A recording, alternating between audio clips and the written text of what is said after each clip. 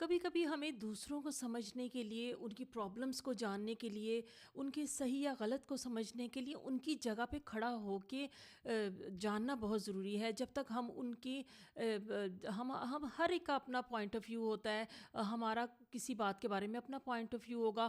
ہم خواہ کہتے رہتے ہیں کہ آپ غلط ہیں، میں صحیح ہوں، میں تو بالکل پرفیکٹ ہوں، آپ رانگ ہیں۔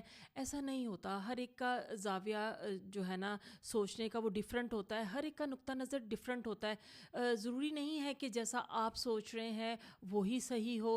وہ جہاں اپنی جگہ دوسرا شخص جو ہے وہ جو سوچ رہا ہے وہ اپنی طرف سے بالکل صحیح سوچ رہا ہوگا۔